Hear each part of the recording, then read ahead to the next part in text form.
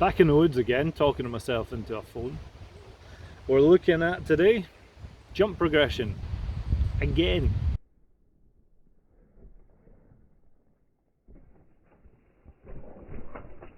So as promised, a little bit of content.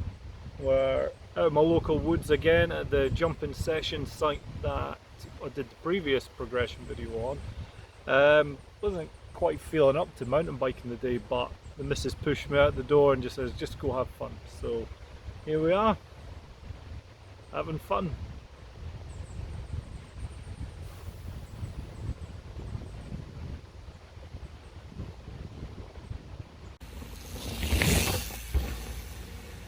The objective of the video was twofold. One is to make me look awesome in slow motion, which is a given because it'll look awesome anyway. But the second point that I want to get across is how I develop my skill. So how I'm analysing, how I'm making measurable improvements. So I want to pass that on to you guys. So this is how I develop, and it may be something that helps you develop as well. So first and foremost, whatever skill set, so this is going to be jumping, but it doesn't matter what it is that you're trying to learn, is the location is key. So find yourself a location that you can practice the skill set without having any obstructions in the way that you're going to have to think about, or any distractions in the area as well. So for example, if you were learning wheelies or manualing, you'd want to try and find yourself a big car park somewhere, one with maybe an incline or a decline, and then that way you don't have to worry about anything else around you other than concentrating on the skill set and obviously passing cars. But in this case it's a jump, and we're looking to see how good our jumping's getting, so I want to concentrate on just the jump. I don't want to be thinking about what's coming up or how I'm going to run into it. So I've picked this location, so it's a nice straight run in to the jump. The jump is within reason for me, if you like, maybe pushes my ability a little bit because I don't like to be off the ground, but it's within my comfort area or thereabouts. And the run out as well is nice and slow, and I've got time to think about it because it's a nice straight exit. So location is the key. So picking a safe location helps with development. So you're trying to find a location that has no distractions and you can concentrate solely on the skill if that's at all possible. The analysis is the next part. This is really where the development comes. You've got to be able to analyze what you've done, break it down so that you can see where the errors are and what's going right, and then develop it, so bring it on a little bit. So there's a couple of ways it can be done.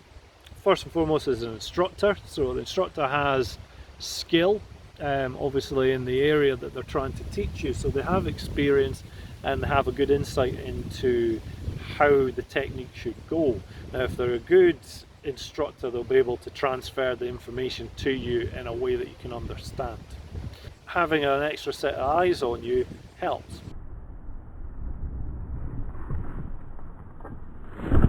Good set of mates is the next one. If you've got mates that can ride better than you, or maybe they are in your relative skill level but they do have a skill that they can do a little better than you, then it's good to watch them do it, and then obviously you doing the skill, they can watch you. So like an instructor, they may not have the vocabulary to explain what you're doing wrong, they may just call you a muppet or something, but at least there's another set of eyes that are analysing what's going on and can give you some kind of feedback.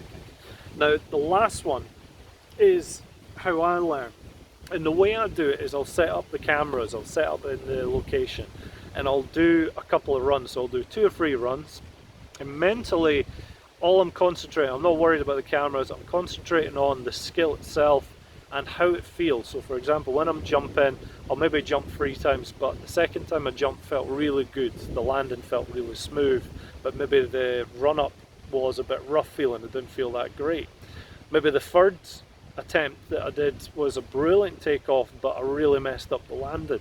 So when I'm reviewing the footage, which I'll do at the trail side, so I'll do 3 runs and then I'll stop, I'll pick up the camera. It gives you a chance to rest as well, because you don't want to fatigue yourself and tire yourself out. If you give yourself 3 runs and then you can analyse the video, you can see what went right, what went wrong, and then you can go in with that mindset for the next 3 attempts, so you can remember the things that were going wrong and the things that need to dial. Now, if you get through it and you've done your couple of sessions round and you think, yeah, I think I'm doing okay, then it's time to kind of review someone else's riding.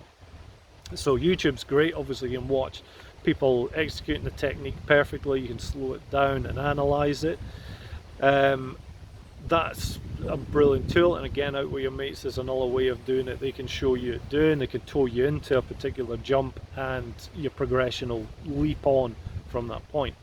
But what I would do is, if you are struggling, for example, so you're doing a free jumps, it doesn't really feel good at all, and you watch the video footage back but you think there's too much going on, I can't concentrate, what to then do is focus on one thing in particular. So it may all look like it's really going wrong, but concentrate, for example, on body position. Have a look at the video footage and see where your hips are. See if one felt better than the other, where your hip position was at that particular time. If it's then you've gone through that a few times and you're starting to get a better hip position, you think, yeah, this is great, then start to focus on, say, your feet position. So have a look at, not only are the pedals level, or is one dropped, is one up, one down, but have a look at the angle as well. As your toes forward, are you pointing your toes down towards the ground, are you pointing your heels down, or you level? And then again, remember, you've ran through it 3 times, which one felt the best for your feet, and keep going like that. And that's how I've progressed. So without further ado, I'm going to do a couple of jumps, I'm going to do that exact thing, and I'm going to show you all the bits and pieces as I do it. Good luck!